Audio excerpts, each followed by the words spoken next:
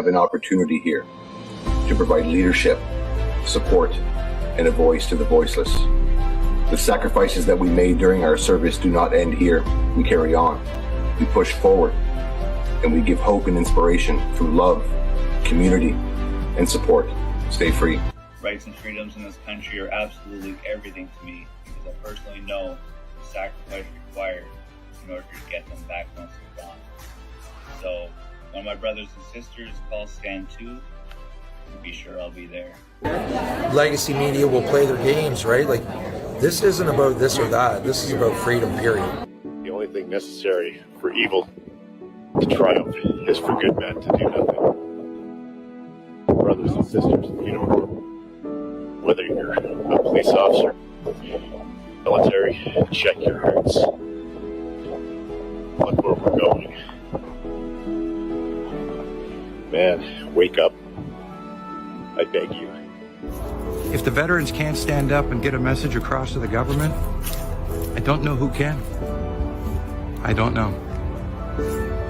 But we're going to give it our best shot. And I think we have a chance to win this and do it.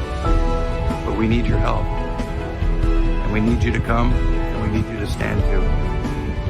Thanks for listening, everybody. We'll talk again soon.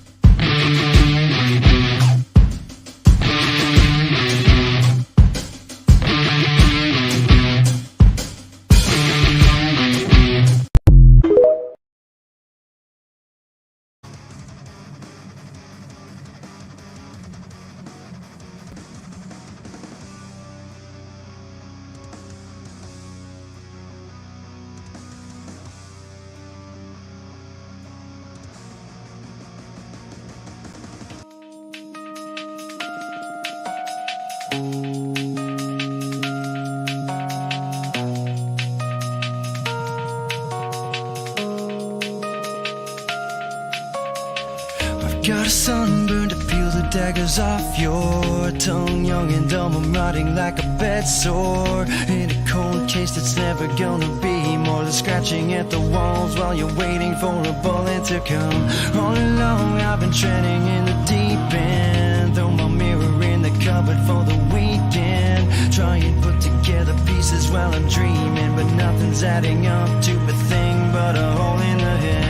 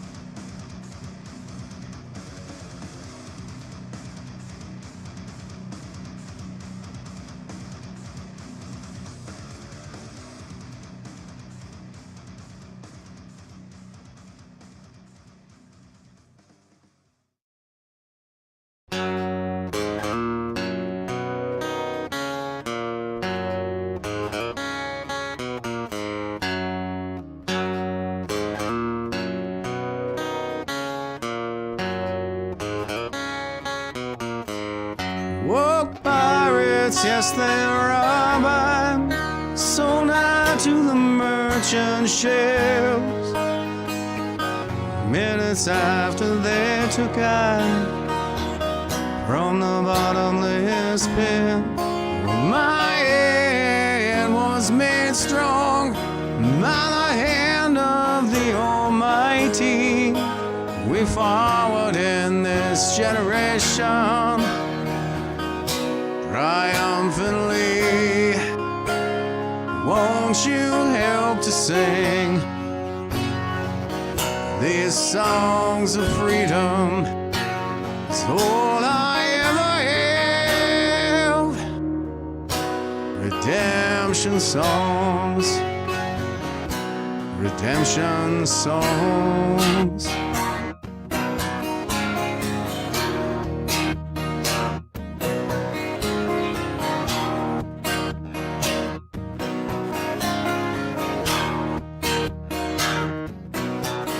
Emancipate yourselves from mental slavery. None but ourselves can free our minds. Oh, have no fear for atomic energy, 'cause none of them can stop the time. How long shall they kill our prophets while we stand aside and look? Some say it's just a part of it. Got to fulfill the book. Won't you help to sing these songs of freedom? It's all I ever have. Redemption songs, redemption songs, redemption songs.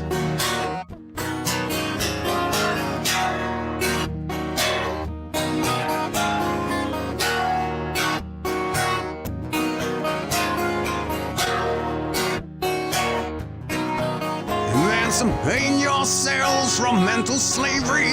None but ourselves can free our minds. Oh, have no fear for atomic energy, 'cause none of them can stop the time. How long shall they kill our prophets while we stand aside and look? Some say it's just a part of it. Got to fulfill the book. Won't you help to sing these songs of freedom? It's all I ever have. Redemption songs, redemption songs. It's all I ever have. Redemption songs,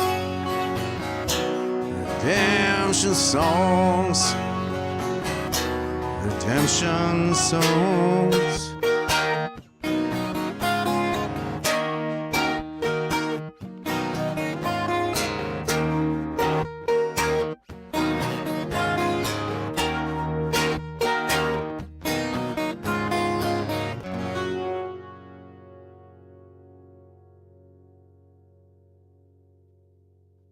Hey, what's up, troops? Jeff Evely, the Magnanimous GenX'er Male, back with you now on this 12th day of April, 2024, and I practice radical candor. I like watching them squirm. All right, I got a great show lined up for you guys this evening. It's Friday, everybody. Check it out. We got Red Friday here.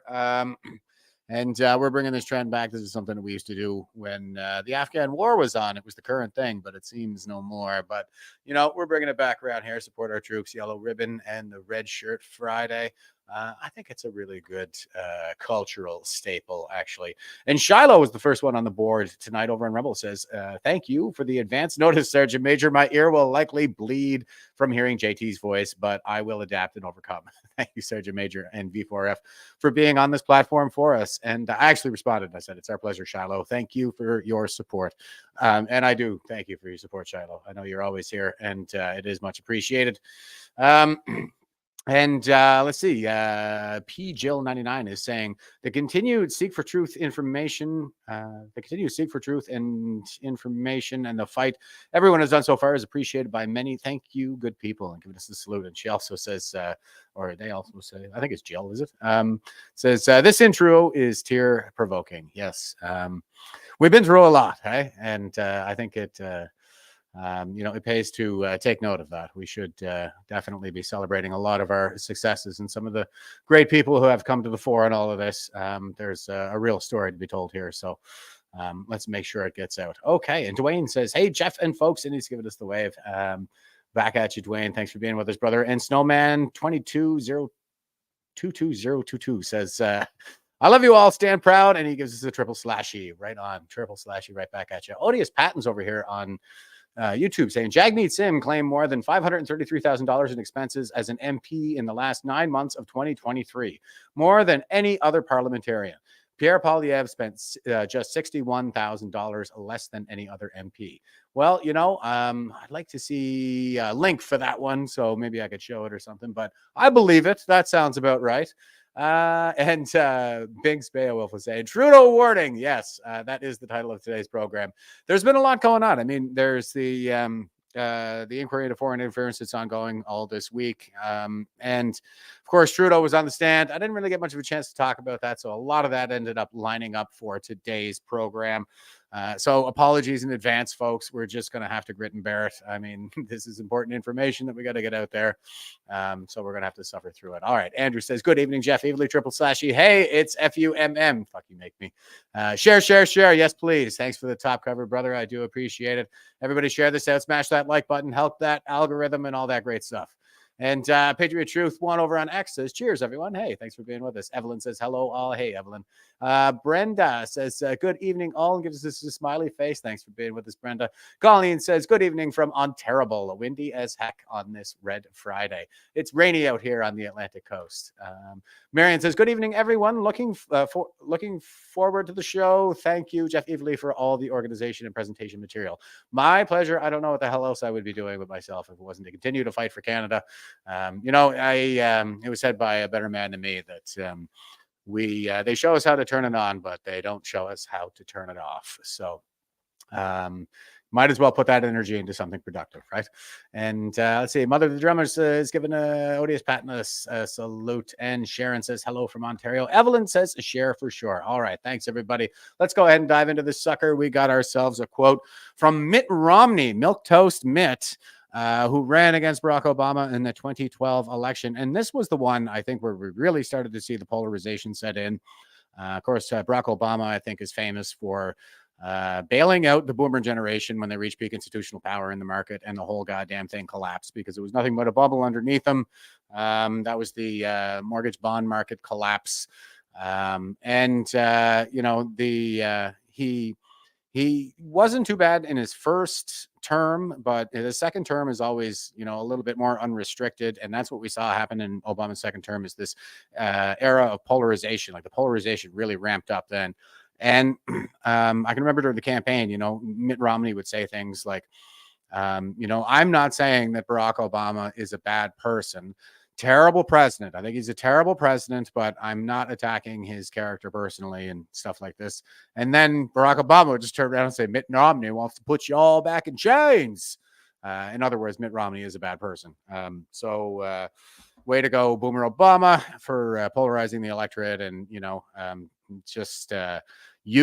exploiting tragedies like Freddie Gray, Trayvon Martin to really stoke that race war, drive a wedge between people. But what Mitt Romney said, this is a valid criticism, I think, that he said about Barack Obama. He says, leadership is about taking responsibility, not making excuses. And here's the current state of affairs in Canada. This is a picture of a cartoon of a bunch of people in a pool, and they all have pee around them. And there's one guy in the middle who doesn't have any pee around him, and they're all pointing at him. Yeah, and that's pretty much the current state of affairs in Canada right now. And I'm going to get into that in a little bit, but just with respect to, like, say, leakers, for example, like the CSIS leaker, without whom we wouldn't have known any of this stuff, and wouldn't be here right now having this inquiry and finding all this stuff out.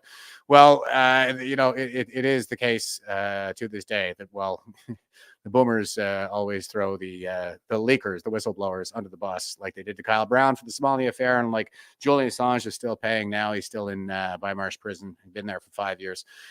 So that's what's happening. Is basically everybody's got pee on them in our government, and they're all pointing at the leaker. Okay, and no pun intended. Okay, and before I get into that, I thought I would just give a quick update because this is breaking. Here is Syrian Girl. Now, this is a propaganda account, basically. This was the account from which that rumor about the Apache helicopter actually firing on civilians at the Nova Music Festival in Israel that kicked off the current war. This is the count that from which that originated. And she was actually using IDF footage. Like they put their watermark on it. So they had released it on their account. And what she was showing was an Apache going after Hamas terrorists who were fleeing into Gaza 12 kilometers north of where the Nova Music Festival was, and they were actually on the Gazan side of the border. So it had nothing to do. They weren't firing on Israeli soldiers or anything like that, but there was an incident where some of these Hamas terrorists, they were fleeing with hostages, and so they suffered some casualties on the Israeli side. They took out some of their own people in the process of going after Hamas because they were taking them as hostages. So that got amped up, and Syrian Girl was saying they were firing on Israeli civilians deliberately, but she still does put true information out there, and this is a video, so can't go wrong here. All right, and she says, breaking: a second Hezbollah volley of missiles is on its way, just as I predicted hours ago. The Iron Dome is being overwhelmed in preparation for Iran's retaliation. Yeah, I think that's probably what's going on. So the IDF has not claimed responsibility for the bombing that took place at the Syrian embassy there. Now, first, they said the reports that were coming out, Hamas and Hezbollah were saying like they leveled the Syrian embassy or something, but that wasn't the case. There was some damage to the embassy, but there was a compound apparently adjacent to the embassy that was housing Hezbollah fighters, and that was the real target. And now these are Iranian proxies, of course. So it was the Iranian embassy is what we're talking about here, and in Syria. And anyway, so everybody is waiting with bated breath to see what Iran is going to do, because all of the speculation is that they will retaliate. And of course, that is what they're saying. So we're still waiting for that. But here's where things are right now.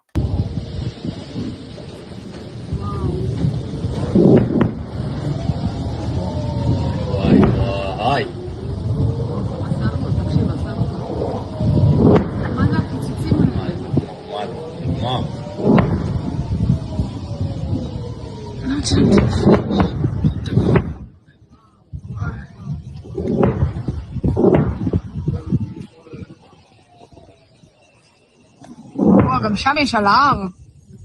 על ההר יש פיצוצים ממש. Okay, so that, I believe, this seems like the kind of strategy that they would deploy is Iran would have their proxies like Hezbollah start firing missiles into Iran in order to deplete Iron Dome, as in, you know, they're basically hitting a bullet with a bullet. So they have to fire their own missiles to take out the incoming. And so this could be a strategy to try to overwhelm Iron Dome in preparation for Iran to make a really big move. So, and here is sleepy, creepy Joe Beijing Biden. And he's asked, what is your message to Iran in this moment? This is Benny Johnson tweeting this out. Yeah. Mr. President, to Iran in this moment. Don't. Are American personnel and assets at risk, Mr. President? Mr. President, are American troops at risk as well? We are devoted to the defense of Israel. We will support Israel. We will help defend Israel, and Iran will not succeed. Thank you very much. What would trigger a direct U.S. response, sir? Okay, and then he walks off. At least he doesn't need Jill to show him to the side of the stage. And I'm just looking at this guy's face. Like, the dementia appears to be setting in. You see how kind of crotchety and like he looks like unreasonably cranky with the press here.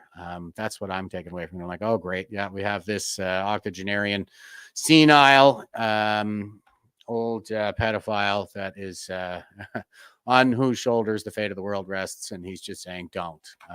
Okay. And here's what's going on in his own country. This is NBC News. Man on terror watch list was released by Border Patrol with border security funding blocked in Congress. The case illustrates the challenges U.S. officials face in identifying migrants who may pose national security threats. This is something I've been talking about for a while. Of course, we've seen footage on this program here before where we have like hordes of Chinese nationalists who are fighting aged men and apparently fit. They're coming across, and of course, there are the cartel, and then we have jihadis that are crossing. I think I showed here one time where Twitter, the community on Twitter, had identified a guy who did time in, I want to say he was in a prison in Egypt, but he was Yemenis. And anyway, he was a known terrorist, and there he was sneaking across the border and saying, you will know who I am soon enough. So this is what I think the hybrid warfare is going to look like when it goes kinetic. And later this year, I would say, prior to the United States election in November. And it's going to be really hard to tell who the hell is who. There are going to be Chinese saboteurs. There are going to be jihadi terror cells. All kinds of stuff's going to get activated. So buckle up, everybody. All right, here's the article. San Antonio, an Afghan migrant on the terrorist watch list, spent nearly a year inside the U.S. after he was apprehended and released by Border Patrol agents last year, U.S. officials told NBC News. The man was arrested in February and then released last month again by an immigration judge who was not told he was a national security threat. Mohammed Karwan, 48, was freed on bond as he awaited an immigration hearing in Texas scheduled for 2025, U.S. officials said. There was no restrictions on his movement inside the U.S. Late Thursday, Karwan was taken into custody again by Immigration Customs Enforcement agents and Homeland Security a Homeland Security spokesman said. A source familiar with the matter said that, quote, based on the information currently available, there is no reason to believe this individual entered the country as part of a terrorist mission, close quote, except for the fact that he's a terrorist, right? Karwan was initially like, this is part of the problem that they have with Hamas as well. It's like, you pick up, there are people in Gaza where it's like, well, if I pick up a weapon, if I pick up an AK and start firing at IDF, then I'm Hamas. But as soon as I put it down, I'm not Hamas anymore. These are the kinds of games that they play. Okay, border agents suspected he was on the U.S. terror watch list when he was apprehended because one piece of information matched a person on that list, but the agents lacked corroborating information, which officials declined to describe, that would confirm Karwan was the person they suspected, U.S. officials said. After it processed Karwan and took his biometric data, Customs and Border Protection released him as it would any other migrant without alerting Immigration and Customs Enforcement about possible terrorism ties, U.S. officials said. Karwan was referred to ICE's Alternatives to Detention program, requiring him to check in periodically by phone with an ICE officer. He was able to apply for asylum and work authorization and fly domestically in the U.S., the officials said. Isn't that great? Yeah, it's a good thing he can fly. Not even on the no-fly list. Are you kidding me? Karwan is on the National Terror Watch List maintained by the FBI, which includes the names of 1.8 million people considered potential security risks. The database indicates he is a member of the Hezb Islami, or HIG, a political and paramilitary organization that the U.S. has designated a terrorist organization. According to the National Intelligence Director's Office, HIG is a, quote, virulently anti-Western insurgent group, close quote, that sought to overturn the Western-backed Afghan government before its fall in 2021. HIG was responsible for attacks in Afghanistan that killed at least 9 American soldiers and civilians from 2013 to 2015. The group is not seen as a top threat in terms of attacks inside the U.S. Well, not up until now, at least. The Biden administration has said it prioritizes migrants considered threats to national security for detention and deportation. After this article was published, a DHS spokesperson said CBP did not, quote unquote, knowingly release a person on the terrorist watch list. Quote, at the time, the initial encounter, the information in the record could have provided a conclusive match, close quote, the spokesperson said. Quote, as soon as there was information to suggest that this individual was of concern, he was taken into custody by ICE. Law enforcement has been tracking the matter closely to protect against public safety risks, close quote. Oh, good. So, yeah, he's staying, guys. That's good, but they're tracking him, right? In February, the FBI passed information to ICE indicating that Carwin had potential terrorist ties and might pose a risk to national security. Soon after, nearly a year after he was released near the border, ICE agents conducted an operation and arrested Carwin in San Antonio on February 28th, according to sources familiar with the case. Carwin was held in ICE detention until his court hearing in March 28th, when he appeared before an immigration judge in Pearsall, Texas. Immigration judges decide whether migrants can stay legally in the U.S., continue to be detained, or deported. When ICE prosecutors appeared in court, they did not share some classified information with the judge that purportedly showed Carwin's ties to HIG, two U.S. officials said. Prosecutors argued that they should be detained without bond because he was a flight risk, but they did not say he was a national security risk, according to sources familiar with the case. The judge ordered Carwin released on bond. The Justice Department, which oversees immigration judges and courts, declined to name the judge or respond to a request for official comment. On March 30th, ICE released Carwin after he paid the $12,000 bond mandated by the immigration judge, which is higher than most bonds for migrants awaiting immigration court dates. And he didn't seem to have any trouble coming up with the money, huh? The judge placed no restrictions on his movements inside the U.S., but required him to appear for his next court hearing in a year. Oh, great. 1 year from now, we're going to take his word that he's going to show up. ICE has not appealed the judge's decision, but sources familiar with the case said. The case illustrates the challenges U.S. officials face in identifying migrants who pose national security threats. Carwin's case is the third incident in 2 years in which Customs and Border Protection has released migrants with suspected terrorist ties. A migrant with ties to the Somali terror group Al-Shabaab was arrested this year in Minnesota after having lived in the U.S. for nearly a year, the Daily Caller reports. Now, didn't they just take a ton, like 200 Christian women hostage or something, Al-Shabaab? In that case, the FBI's Terrorist Screening Center made a quote-unquote redetermination that he should be placed on the watch list after he was released, the Daily Caller reported. A report from the DHS Inspector General in June reviewed an incident from April 2022 in which a migrant was released because information that would have linked him to the watch list was not properly gathered. The report, which did not disclose the migrant's nationality, found that CBP sent a request for more information to the wrong email address. In both cases, however, the migrants suspected of terrorist ties were taken into custody. Jason Hauser, former chief of staff for ICE in Biden administration and a senior advisor for counterterrorism for CBP in the Obama administration, said it is rare for terrorists to cross the border and even more unusual for CBP to release someone who turns out to be a threat. Quote, we need to make sure we have processes in place to handle them, make sure they're detained, and we know exactly where they are, close quote, he said. Hauser said the DHS is now better equipped to detect terrorists, that the number of them trying to enter the U.S. is still very low, even with record numbers of crossings at the border. The terrorist or terrorist links individual trying to come into this country is unacceptable, close quote, Hauser said. Quote, but we have built across the U.S. government, federal law enforcement, the intelligence community, the ability to identify these individuals, close quote. Yeah, but you're just going to let them roam around inside the U.S. and take their word that they're going to show up for their hearings in a year. So, I mean, doesn't that just leave us all in jeopardy?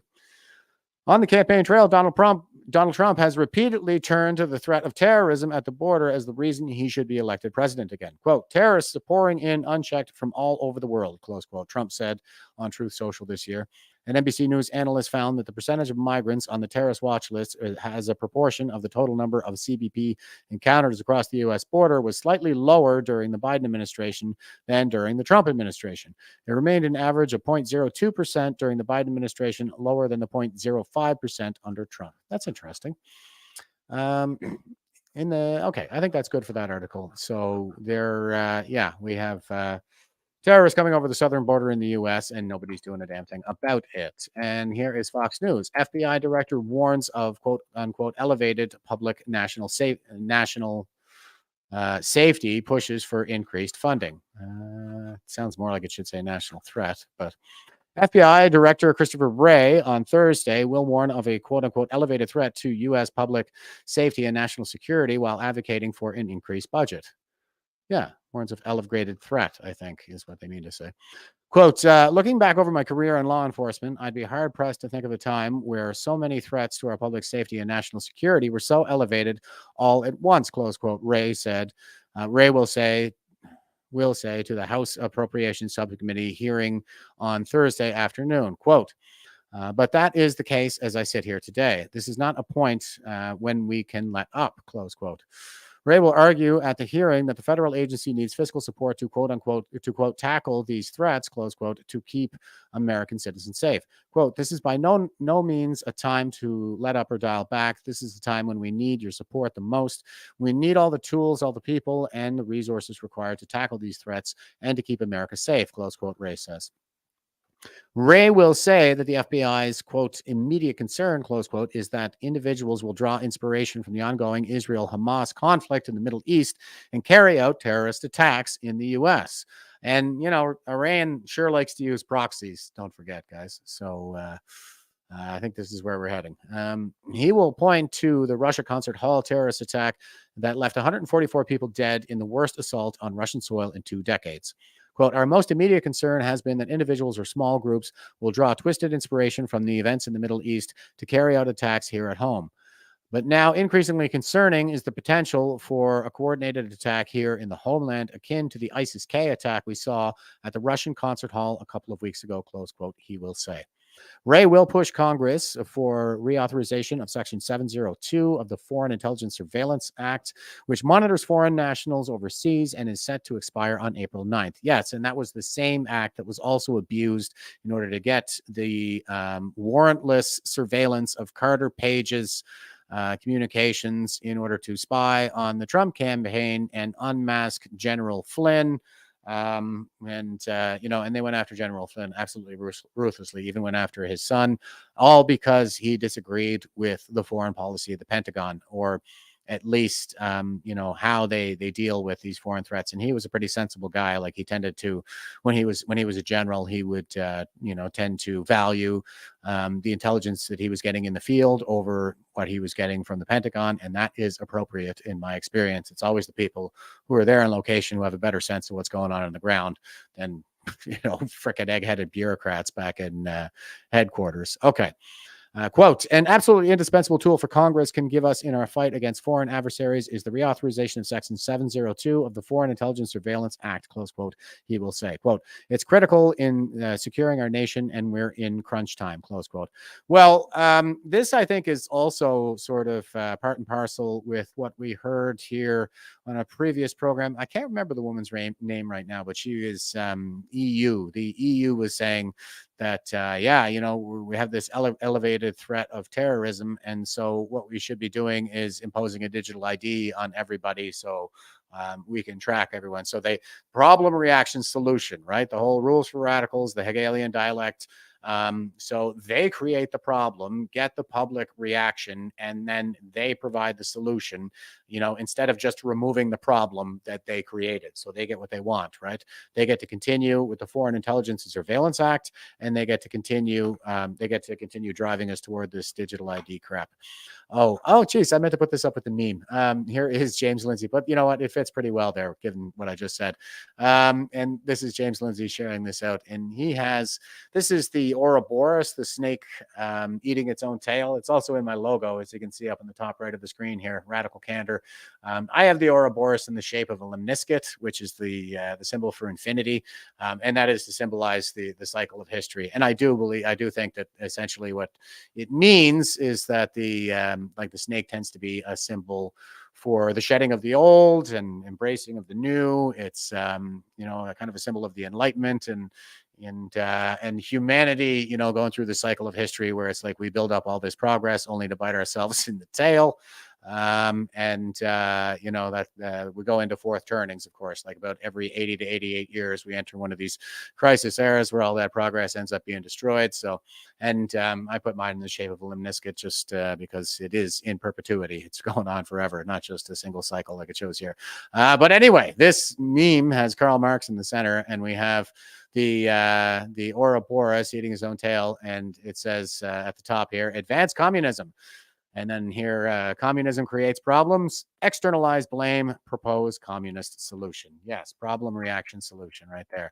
So speaking of these commie bastards with the problem, reaction, solution all the time, here's Sheila Gunn Reid.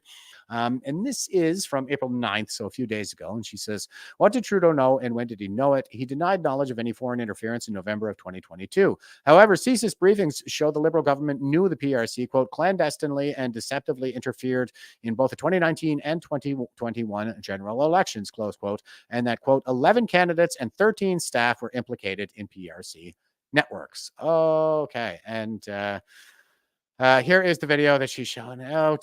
Trudeau warning, everybody. And for the 2019 election, for the 2021 election, that independent, rigorous, responsible body said, no, the elections held.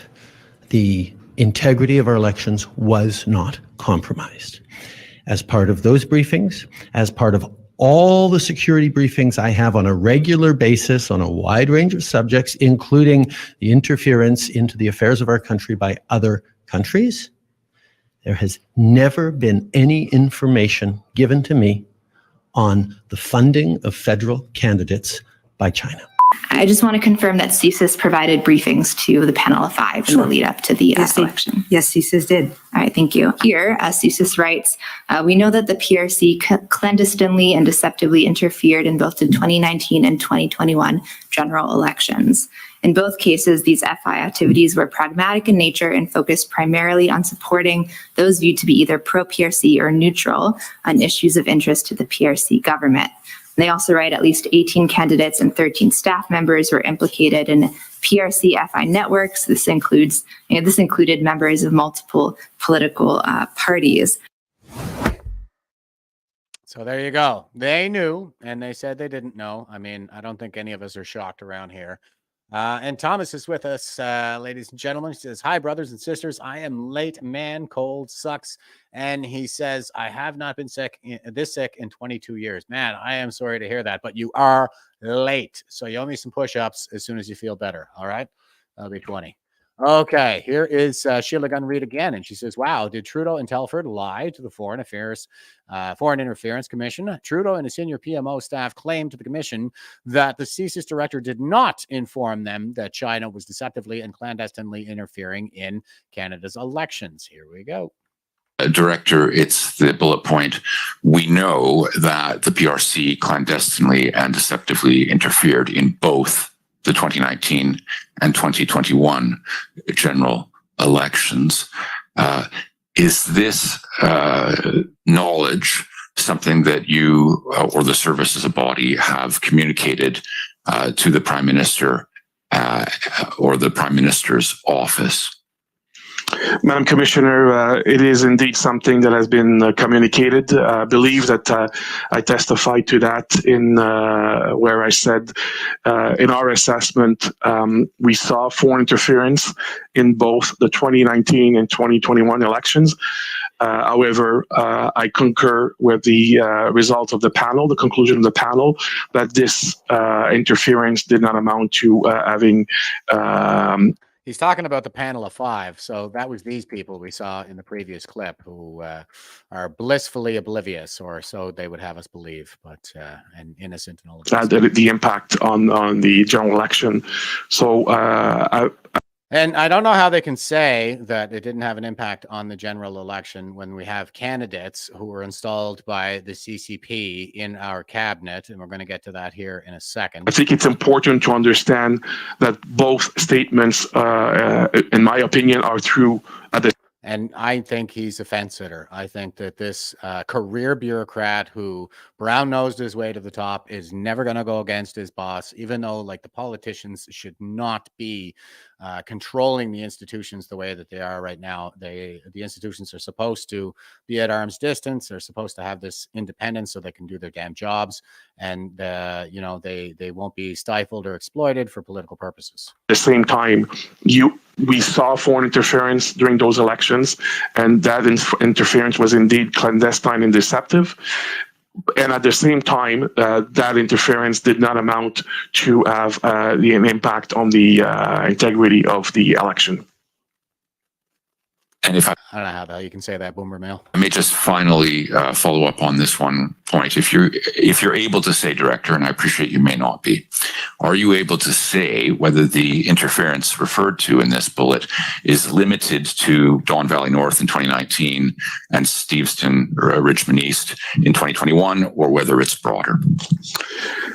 I think, Madam Commissioner, the best way to answer the question is refer back to the summary that the government has published in public to the Commission as made public regarding the specific information on the 11 candidates and 13 staff members. Understood. Thank you, Commissioner. Thank you. Yeah, so career bureaucrats, ass covering, and they're never gonna, it's like I said, like they perceive the politicians to be their superiors, and so they're never ever gonna go against them. This is what they've been doing their whole damn lives. Yuppie generation of boomers just brown nosing their way to the top, and absolutely cutthroat white collar criminals. Okay, so here is Bruce McConaughey, and he says. Video, October 27, 2022, Justin Trudeau was briefed by CSIS about the election interference threat from the CCP/PRC. Han Dong did not step down until March 2023. Now, that is a long time later, so the following year.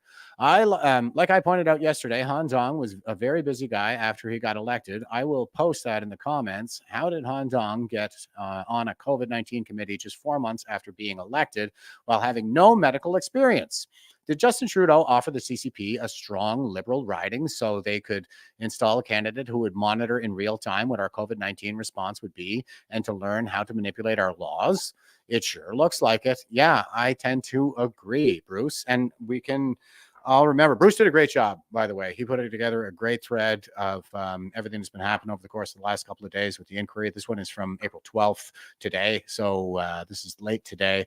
Yeah, go check out Bruce McConaughey there on X, and he's got a good thread on this. But yeah, I mean, remember early in the pandemic when we had Theresa Tam come out and say wearing masks doesn't make any sense during the pandemic, and then before you know it, she was turning around and coming back and saying, oh yeah, everybody's got to mask up or else. What happened? What happened behind the scenes to change her mind, right? Well, I think we're getting a clearer picture now. For it to come up, but this is another document that's dated October 26, 2022. Oh, right. Anne's here saying hi, all. Hi, Anne. Thanks for being with us, but you're late. Drop and give me 10. There it is. So without getting into any of its classified content, can you tell the Commission what this document is? Like, were these also briefing notes prepared for you, or? Yes, Madam Commissioner, this is one of the supporting material that would have been included in my my briefing binder. It speaks to one of those specific cases that I said that I briefed the Prime Minister on that day. So it's about a specific issue, and of course you can see some of the information. It speaks to foreign interference by the People's Republic of China. So some of the information has been released, and so this is one of the cases that I briefed the Prime Minister on that day. Well, there you go. I mean, they knew all along, but it helped them, so they did nothing. In fact, they covered it up. A lot of people are saying they did nothing, and I'm like, no, this is cover up. This was. Yeah, it is a decision to do nothing after all, and I think they did more than nothing. They kept it from us. They did everything they could to cover this up. Wiretap Media is tweeting out, this is from April 9th, by the way. NSICOP's David McGinty dropped off a foreign interference assessment at Trudeau's office in late 2019 and held a press conference on March 12, 2020. Today, Katie Telford denied knowing anything about the report until they were leaked to the press in 2022, after she admitted part of her job is to review intelligence reports for the PM. She essentially was an accomplice to treason, and she either needs to be fired for her negligence or locked up. I would say both. At paragraph 3 there, it talks about in 2019, certain PRC officials expressing political preferences and describes them as party agnostic and opportunistic at a riding level. We go down to paragraph 4, it says in 2021, there was reporting that some individual PRC officials in Canada made comments expressing a preference for a Liberal Party minority government. And that's what they got. Maybe they're good at this. So again, my question to you is this something of which you were aware during the 2021 election? We were not. And I would just go further to say it was surprising to us when we were learning this much, much later. The committee's assessment of the threat is best described at paragraph 189 on page 77. And I quote, "The committee believes there is ample evidence that Canada is the target of significant and sustained foreign interference activities. The PRC, the Russian Federation, other states." That this intelligence existed, given the state of. What I noticed there is he doesn't say Iran, and you'll also remember that the government or the Liberals voted against putting the IRGC on the terrorist list. Relations between the two countries at the time. Ms. Telford, you mentioned that when you learned of this much, much later. Are you able to say when you learned of this? I believe this was after the leaks. This was one of the many things. Yeah. Okay. Now let me turn to the government's response to the threat. And it found the federal government's engagement with provincial and municipal governments and the Canadian public on the threat. Iran and India. Yeah, that's a good point. From foreign interference has been limited. Yeah. So there she is saying, no, we had no idea. We found out when everybody else found out, when the CSIS leaker ended up in the newspaper. And here is Bruce McConaughey. This is from April 10th. And he says, video, Justin Trudeau admits he only found out about a misinformation campaign by the CCP against the Conservatives in the 2021 snap election. Trudeau called thanks to media reports after the election was over. How could all the new government roles for election interference Justin Trudeau set up miss such an obvious and open cases of interference? Yeah, he set up NSICOP. He set up the panel of 5. And the National Security and Intelligence Advisor was Jody Thomas, who is, again, another one of these career cutthroat, brown-nosed and bureaucratic. She was a Coast Guard officer who was the Deputy Minister of National Defense for a few years. I mean, while all the sexual misconduct scandals were going on. And she somehow got to jump ship from that and go to be the Prime Minister's right hand just in time for the Emergency Act to be invoked on peaceful protesters, the trucker convoy. Okay, yeah, so he set up all these agencies. He set up the panel of 5, and here he is saying that these were all for the purpose of monitoring exactly this kind of thing, and it just seems to have slipped by everybody. I don't think so. I think he set them up to cover for this kind of thing. A summary of essentially allegations of misinformation about the Conservative Party, its leader Aaron O'Toole, and I think Kenny Chu was in there as well, that were circulating during the 2021 election. So my question to you, Prime Minister, is this something that you were aware of as it was occurring in 2021? During the 2021 election, no. Shortly after the 2021 election, when the Conservative Party went public with its concerns in the sort of the week that followed, I learned about it through media reports. Okay. And were you aware that the Conservative Party had raised those concerns with the government as well? Not at the time, but later I would learn that through briefings. A summary of... Okay, later. I didn't know in the lead up to 2021. And here is Bruce McConaughey, and he says, video, Justin Trudeau at the inquiry on foreign interference continued, part 6. Trudeau acting would have meant removing Han Dong as Liberal candidate. Liberals chose instead to ignore the risks and worry about any after the election. Clearly, they didn't worry for long. Okay, so all kinds of this duplicitous Ken doll today. Sort of the binary choice we were placed within that situation. Acting would be removing Han Dong as our official candidate. Or maybe just not making him a cabinet minister. The other choice would be not to remove that candidate. But it's not binary. There are all kinds of things he could have done. But even not having removed that candidate, it would be something, given this information, that we would have to revisit. Certainly in the case that that candidate got elected, there would be questions we would have to follow up on after the election to properly understand what happened and what the issues or the risks were in this situation. Sort of the binary choice. Okay, binary choice, my ass. He didn't have to fire him, but he didn't have to make him a cabinet minister either. So it definitely looks like this PRC installed candidate is Beijing's man on the inside, reporting back to the PRC with respect to the COVID-19 pandemic response. And here is Blacklock's Reporters CEO Tom Korski. He's always got some good commentary on the issues. I have it queued up to a spot here just in their little podcast. So let's check it out. All right, more explosive disclosures from... So it just started from the start on me, but let me see if I can move it forward a little bit, because they do a bunch of like chit chat and small talk in the beginning. Hello? These were very serious allegations, and in fact, may have involved breaches of the Elections Act. On your best day, it's spectacularly poor judgment. What happened?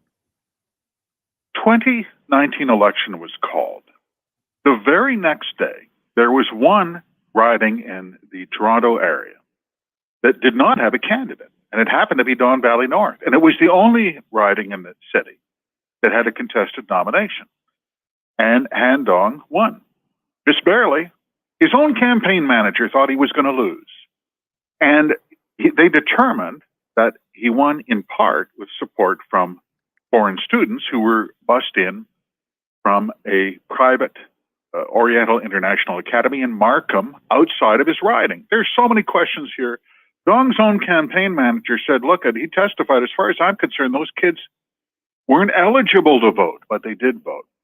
Well, that's all very interesting. Why does that matter now? Because the Prime Minister, on the campaign trail, days later, he's at the Ottawa International Airport, and a campaign worker comes over to him and says, we got a problem, boss, in Don Valley North. The Canadian Security Intelligence Service has been keeping this dude under surveillance, Han Dong, and it looks like he won, according to them, amid some suspicious hijinks at his nomination meeting. What did they do? They didn't do anything. For 2 years. This is the part that doesn't add up, Richard. You say, okay, look, they were in a tight race in 2019. They lost their majority. Every seat counts. You're not going to throw away Don Valley North. That's a gimme Liberal seat. Everyone gets that. Politics is rough. After the election, why in the name of God would you sign this man's nomination papers a second time? Why would you not ask questions? Why wouldn't you find out they were not interested until immediately? So it's not a binary choice of when we found out we could have fired him. They knew before the 2021 election, and they still confirmed his nomination. In particular, Global News, Sam Cooper ran a story that said Dong has been, and Dong confirmed this, and actually when he sued Global News for libel, I don't know why, he admitted to more than a dozen contacts with the Chinese consul in Toronto. It's unbelievable, Richard. Well, what I don't get is... Yeah. So Han Dong, dirty. And speaking of globalist news and the lawsuit, here is Michael Cooper, the The guy who's been, tearing it up with respect to the Chinese interference here. He says, I moved a motion to commence hearings on the criminal leak of classified information by a top Liberal that led to Han Dong being tipped off that CSIS was monitoring him. On a blatant cover-up attempt, the Liberals in committee voted to shut down the shut down the study. See my statement. So he's got a statement here. This is what he's doing. He's moving a motion to commence hearings on the criminal leak of classified information by a top Liberal that led Han Dong to be tipped off that CSIS was monitoring him. Can you imagine? Good Lord. And they're going after the leaker that let us know that all of this was going on. Here's Michael Cooper again, and he's got 4 questions for Trudeau. This one answered about the top Liberal who illegally leaked classified info. 1, which top Liberal leaked the classified CSIS info? I wonder if it was Trudeau.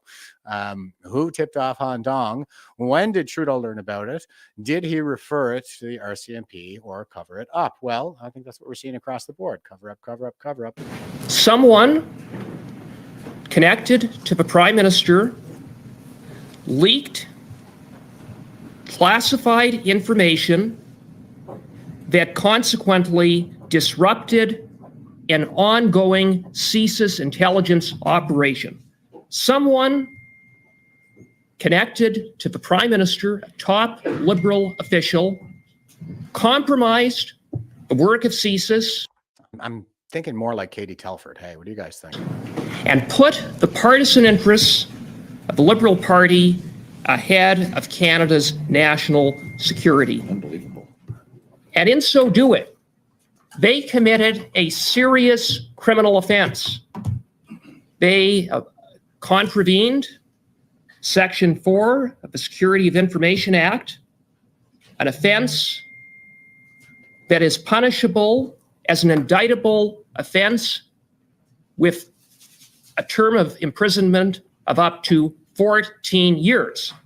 And Marion is saying, Katie, I'm looking at Katie myself. It is about as serious as it gets. Someone, one of those 4 people, the Prime Minister himself,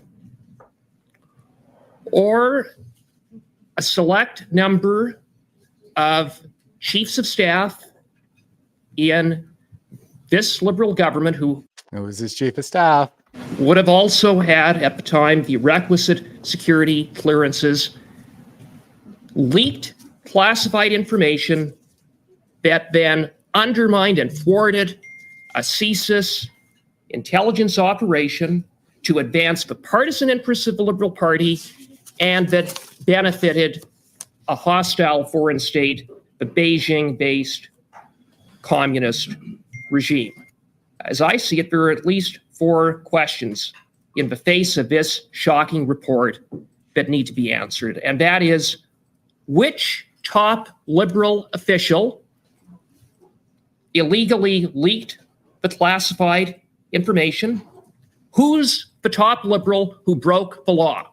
What's the name of that person? Who's the criminal that is associated with the Prime Minister who compromised Canada's national security? Sold us out. Secondly, who tipped off the then Liberal candidate, now member for Don Valley North, that he was a target or at least being monitored by CSIS? Thirdly, when did the Prime Minister first learn of this criminal leak? And fourth, did the Prime Minister, once he knew, and he did know, he had to have known, did he refer this criminal leak, this major national security breach by one of his top Liberal officials to the RCMP?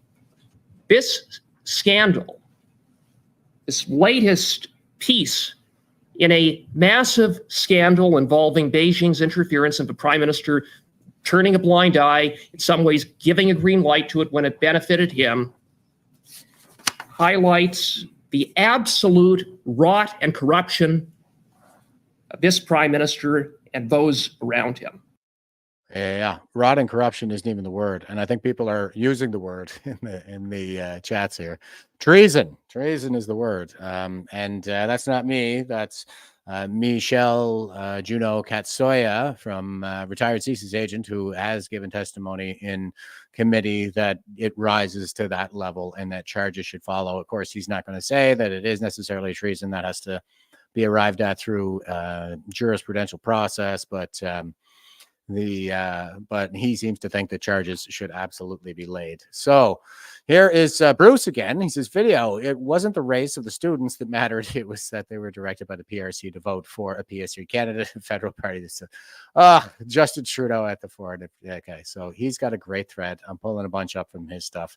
And I thought I was listening to it live. And I was like, I got to go back and get a clip of this because this guy, I think, is this lawyer is holding Justin Trudeau's feet to the fire in a way that all Canadians would love to do. Here we go.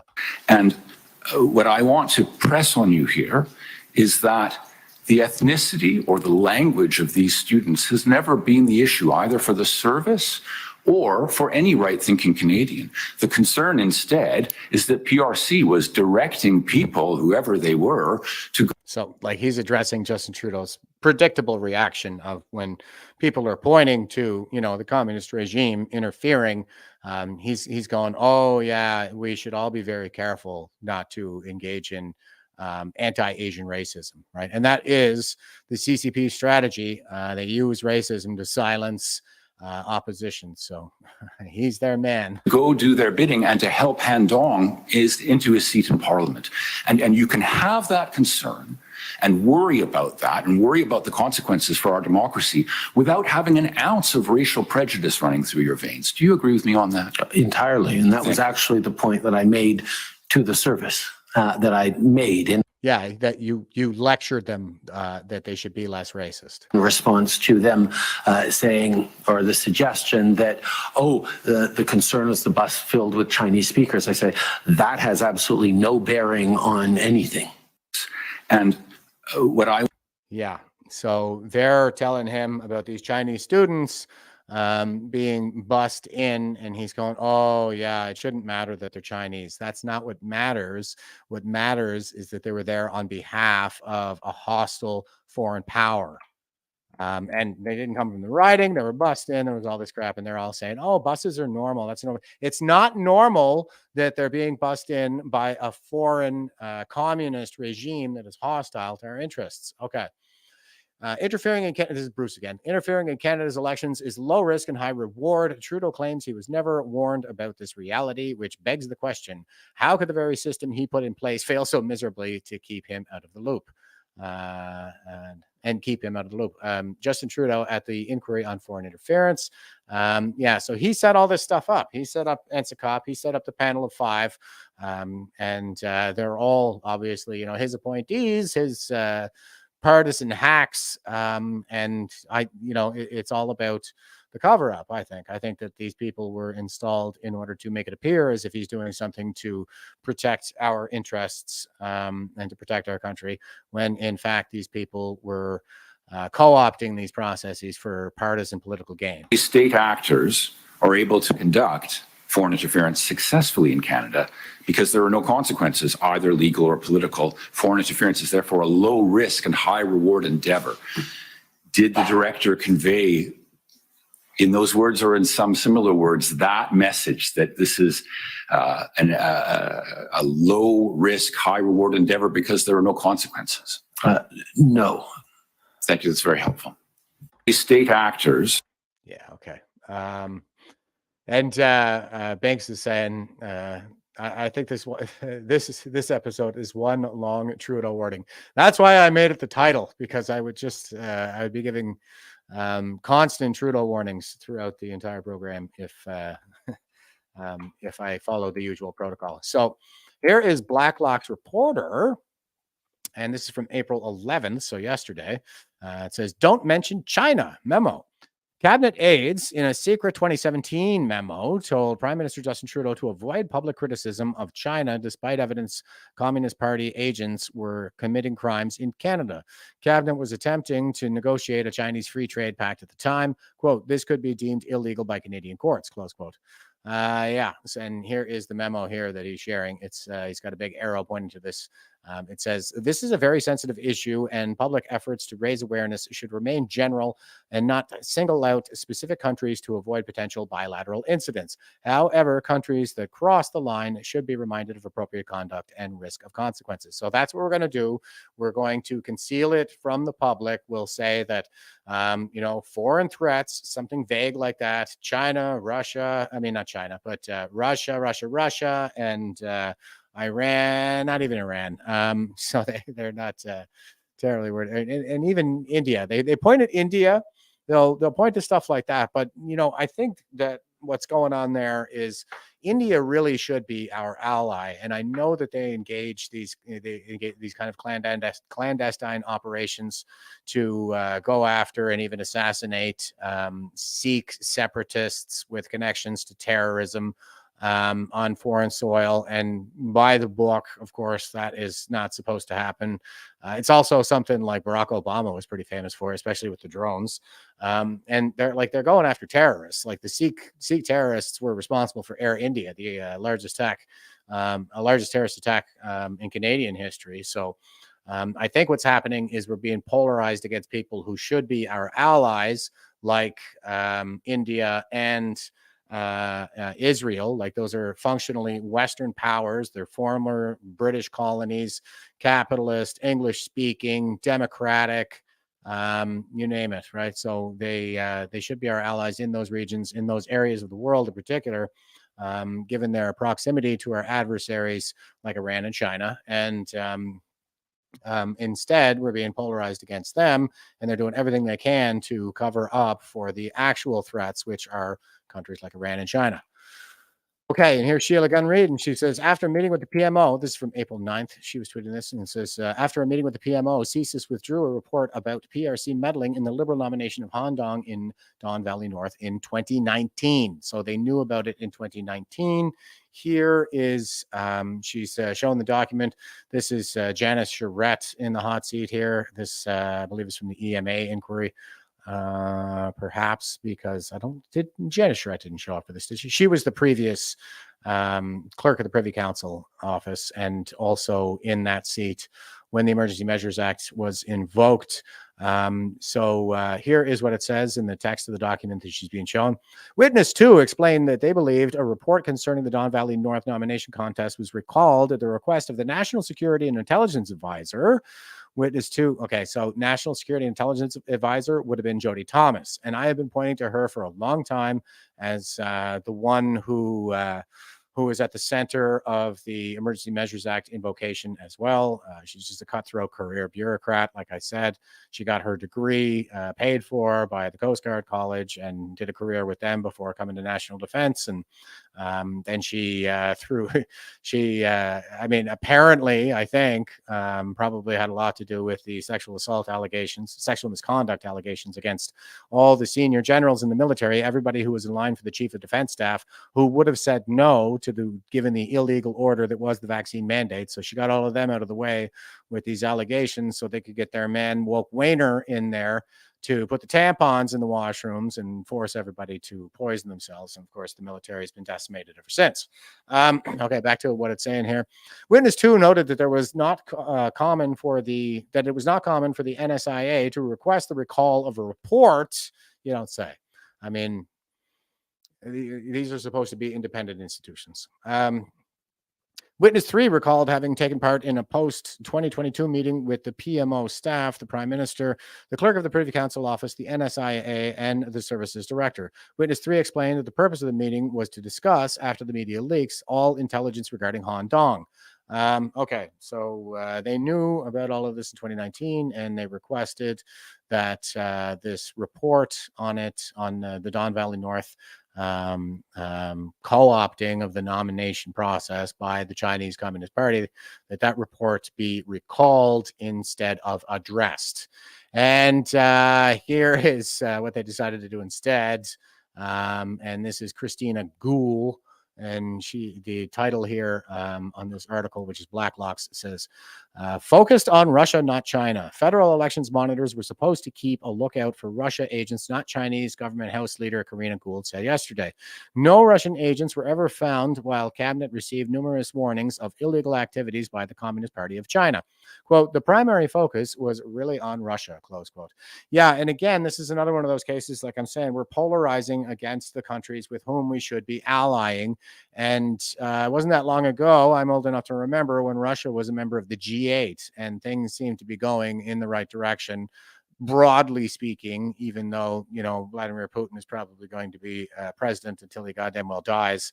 And I don't believe that he's getting, you know, 86% of the vote, really, this kind of thing. But like, look at the alternative. If you polarize against Russia, Vladimir Putin's going to do Vladimir Putin, and he is going to go right next door into the 10,000 talents of that Chinese commie dragon. And then we have the world's largest gas supply hooked up to the world's largest population. And they have that the BRICS pact now, which is the economic one. And also, you know, so he could have been G8. Now he's BRICS. And now he's they have the military alliance, two of the world's largest militaries. They're both nuclear. And beating us in areas like hypersonic missiles. So well done, everyone. Instead of pulling Vladimir Putin into our orbit, we drove him right into the 10,000 talons of that Chinese commie dragon. Probably, I mean, and I think that serves China's interests. All of that serves China's interests. So who's really pulling the strings here, right? Here's Andy Lee, and she says CSIS Director David Vigneault adds unprompted comments on the end of his testimony about being very proud of the work done by trained CSIS professionals. Yeah. That's not really what I'm interested here. Let's check it out. Yes, sure. Sure, no problem. It's 4495.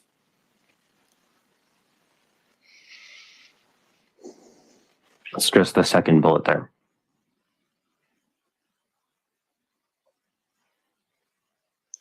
Dwayne's asking over on Rumble, like Shelley mentioned the other night, Jeff, quote, what is it going to take for people to see what's happening?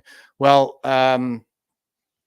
Yuri Bezmenov said they're not going to understand what's happening until the jackboot is inserted into their fat bottoms.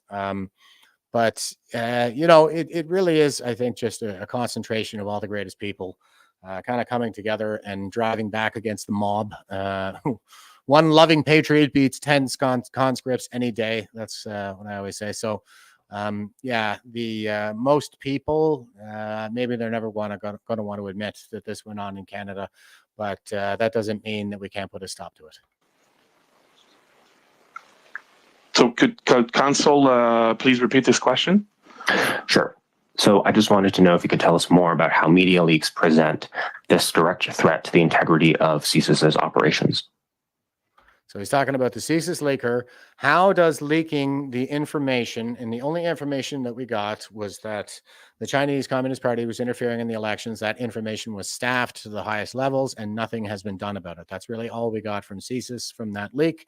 And this is the director being asked, because he has said that poses the threat to ongoing CSIS operations, and now he's being asked specifically how does it threaten your operations. So, Madam Commissioner, again, I testified to that in my previous appearance in front of the Commission. Having information that is released, very sensitive information that is released to people who may make use of it, interpret the information. Sometimes I would use my word overinterpret some of the information, draw different conclusions is an issue. Absolutely. How is it a threat to your ongoing operations? You notice the word salad? Who does that sound? Sounds like Trudeau, right? And so who are the puppet masters? Well, it's the old guard in the institutions, just like what's been going on in Canada's military for over 30 years, the boomer generation, careerist, cutthroat, image obsessed, And so he just gives the word salad and the smoke screen instead of a direct answer to the question. Exactly how was this a threat to your operations, the leak? Absolutely. It also that any information that is released in this type of way presents a danger to our operations, affects the way we are able to continue to collect the intelligence that is critical to help protect Canadians. And therefore, we take this extremely seriously. The last thing. Word salad. Like, these are general statements. He's asking a specific question about this particular incident, and he's given them our general practices are as an answer. And Bart is saying, because they own Canada, are renting it back to us. Yes, the boomer generation owns Canada, and we are their tenants. I would say is that as an intelligence service using both technical but also human sources, we are very, very concerned about the impact that and they're selling it to China, by the way. Authorized disclosure we have on the people who take risk to protect to provide information to CSIS in order to protect Canadians. So we do take that extremely seriously. Sure. And if we could scroll down to the next bullet, it says here that we are working closely with PCO and departmental security officials to identify the source of these leaks. Can you tell us about the activities that CSIS has undertaken to identify the leakers? I think this is outside the scope of the three documents, although it is mentioned in the documents, but to discuss investigations in this forum, this can't be done. Mr. Wang, do you have anything to answer? I'm not sure if it's outside of the scope of the document because it says right there. I'm just wondering if the director can clarify this particular bullet.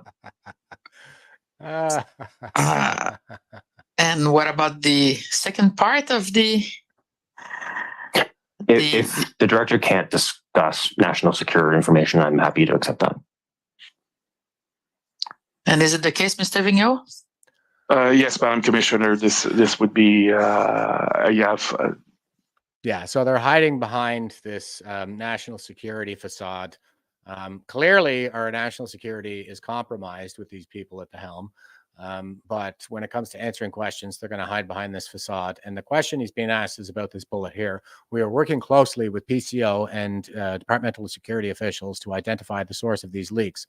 And they're asking him, you know, what's going on that front. And so broadly, like, so the thing is, they're asking, how does the leak, how does the knowledge by Canadians of the fact that the election was interfered with and that senior officials were briefed and have done nothing, how does that knowledge compromise your ongoing operations? And when we're talking about intelligence, the reason that we classify things like this, the reason that we keep these secrets is so that sources and methods cannot be revealed. So how does that China's interfering in our elections create any kind of a how would the average Canadian with that knowledge identify sources and sources and methods? So they're not going to, their operations are intelligence collection and products, right? So intelligence collection is what we're trying to protect, and obviously we're not able to identify sources and methods with the knowledge that's been provided, so it's not going to threaten their ongoing operations of intelligence collection. What they're asking about here is an intelligence product. This product was briefed. We know it was briefed, so can you tell us a little bit about that? And it's like, no, I can't do that without compromising national security. It's about a briefing. That's not about sources and methods. That's got nothing to do with intelligence collection. I mean, directly at least. And so I call BS on this. Okay, I call complete BS. So here is Sheila Gunn Reid, and this is from the 12th today. And she says, lawyer for the CPC, Nando De Luca, asked CSIS Director David Vigneault what he told senior bureaucrats, the PMO and Trudeau, about PRC fundraising in former CPC MP Kenny Chu's riding. He cannot answer. It sounds like there is an open investigation. Okay, last question. At any point prior to the 2021 election, did CSIS brief either the Prime Minister, the PMO, the NSIA, Cabinet, or the PCO regarding any such evidence of specific channeling of funds for either election?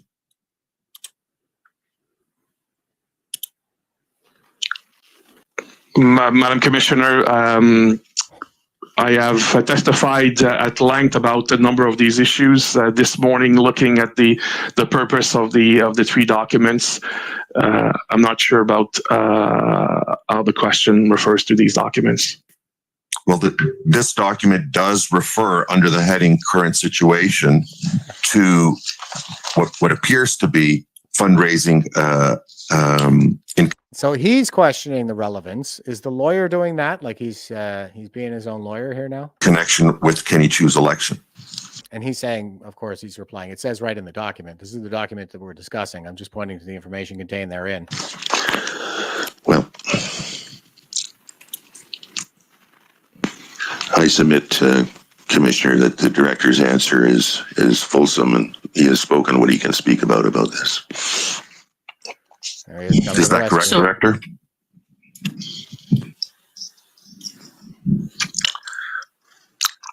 The question doesn't flow from the document in my submission. But on top of it, I understand that you cannot in any event talk about more deeply about that. Am I right? That will be correct, Madam Commissioner. Okay, so thank you. So the question will be written down. Yeah. So more of the same. Cover up, cover up, cover up, just like with Somalia. Right, boomers? Okay, so here is the National Compost, and they have an article here. CSIS director testifies Trudeau government was warned repeatedly about Chinese foreign interference. David Vigneault says he's been warning Liberal government for years that Canada has been ill-equipped to combat foreign interference. Ottawa. CSIS Director David Vigneault told an inquiry Friday that he's been warning the Liberal government for years that Canada has been slow to respond to foreign interference and is ill-equipped to combat it. He also confirmed that he not only verbally discussed the contents of three important briefing documents directly with the Prime Minister and his senior staff, although he had shared similar information with them on previous occasions. Testifying for a second time to the public inquiry into foreign interference, Vigneault also confirmed that the People's Republic of China, PRC, interfered, quote, clandestinely and deceptively, close quote, in both the 2019 and 2021 federal elections, but said that it ultimately did not impact the election's outcome. Vigneault was recalled in an exceptional move for the inquiry so he could explain what, if any, information he had specifically shared with the Prime Minister, Justin Trudeau, and the Prime Minister's senior staff from three top-secret briefing documents. The three CSIS briefings were only provided to parties to the inquiry early this week, days after the spy agency's director had already testified to the commission. The documents dated October 26, 2022, and one dated February 21st, 2023, contain much of the same information and spelled out CSIS's concerns in unusually direct ways about foreign interference by China and the Canadian government's failure to respond to that threat. Quote, Canada has been slower than our Five Eyes allies to respond to the FI threat with foreign interference threat with legislative and other initiatives such as proactively publicizing successful disruption of FI activities as a means of deterring future efforts, close quote, reads one note. Now, that would be a really sensible thing to do. Like if we intercept any of this stuff to publish it, right? To say, look, we just stopped this from happening and put a little pressure on the Chinese in the process.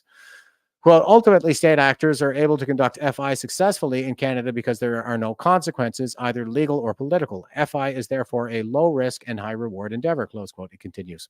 Another document also states clearly that China had interfered in at least two federal elections, a notable statement considering part of the public inquiry's mandate is to determine if China or any other hostile actors had successfully interfered in 2019 and 2021. I want to know about 2015 now. That's what I want to know. Quote, we all know the PRC clandestinely and deceptively interfered in both the 2019 and 2021 general elections. In both cases, these foreign interference activities were pragmatic in nature and focused primarily on supporting those viewed to be either pro-PRC or neutral on issues of interest to the PRC government, close quote, reads a document entitled, quote, briefing to the Prime Minister's office, close quote. We all remember the admiration, Justin Trudeau's admiration for the basic dictatorship in China. So is this the game in Canada? Like, if you want to get elected, then you kowtow to Beijing and they'll support your candidacy. And does that apply to Trudeau in the 2015 election? But is that why he was doing that? Is that why he made that statement? But during testimony this week, top PMO staffers, ministers, and Trudeau told the inquiry that Vigneault ultimately did not discuss the contents of documents during the actual briefing with the Prime Minister. That caused multiple parties at the inquiry to request Commissioner Marie-Josée Hogue to recall Vigneault to address the apparent disconnect. Hogue acquiesced and explained Friday that she took the, quote, exceptional, close quote, measure because she too had questions about the documents and the briefing given to Trudeau. And again, we're not looking at sources and methods. We're just trying to determine when he was briefed.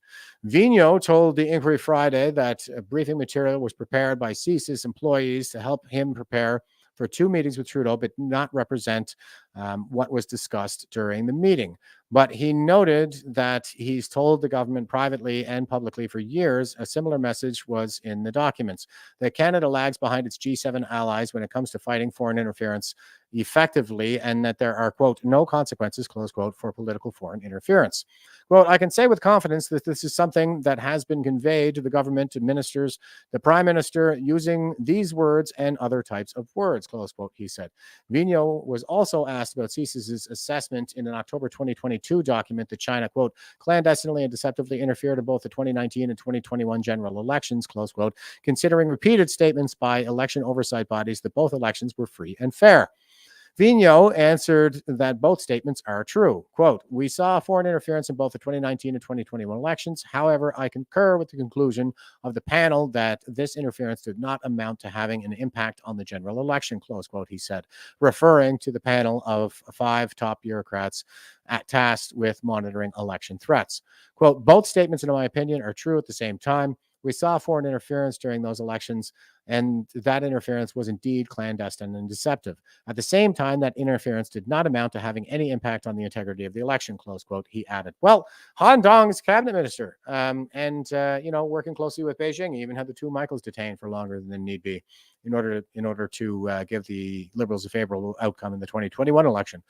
Vigneault also took a swipe at some of the media coverage on leaked documents from his service in 2022 and 2023, stating that unspecified stories, quote, overinterpret, close quote, some of the information in the leaks. Quote, we are very, very concerned about the impact that unauthorized disclosure have on the people who take risks to protect and to provide information to CSIS in order to protect Canadians, close quote, he said. Okay, so we know they interfered and we're talking about it. How is that going to reveal sources and methods? I call BS David Vigneault. Okay, and there was a really good summary here. This is about a 23-minute video, but this is from the Globe and Fail, and it's Robert Fife. He's got some pretty good commentary here. I just teed it up to about the 6-minute mark, and we'll play 2 or 3 minutes here, however much makes sense. Here we go. I was reminded recently that by my wife that, there was a bus came with students. Did you take any steps to advise the commission prior to yesterday about this information?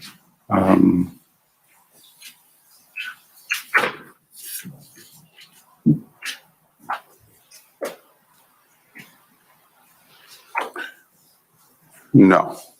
And then he went on to say that he obviously would not support the use of false documents. And when he was asked about whether he believed the CSIS documents that there was Chinese interference, not only in the election, but with him, he said, well, I have no evidence to prove that.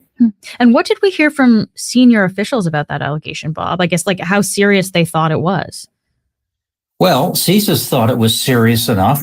In September 28th of 2019, CSIS went to the national director of the party and informed him of these allegations. 2 days later, the national campaign manager, Jeremy Broadhurst, met with the prime minister in a secure room and told him all of this stuff.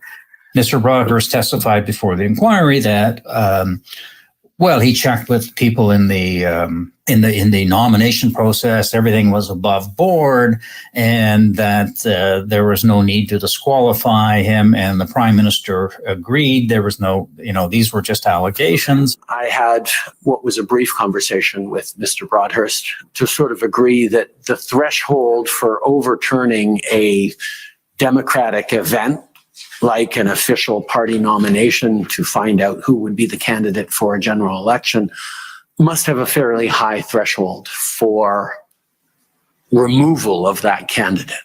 And later in testimony on Wednesday, Bill Blair, who was the public safety minister at the time, said he was also alerted about the allegations of Chinese involvement in the nomination. And he said, well, from his point of view, it wasn't clear that Han Dong was aware of these allegations, and it wasn't 100% proof that China was behind this.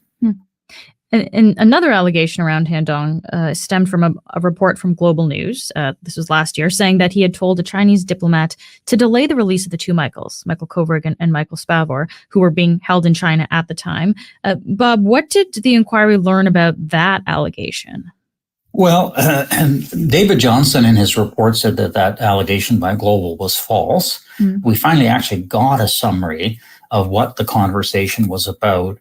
And it's not quite as black and white as David Johnson said. Yes, Global was wrong in saying that he asked the consul general to advise China to delay the release. But he did also say, look, if you release the Michaels right now, it's not going to change the hardline attitudes that the opposition parties have towards China.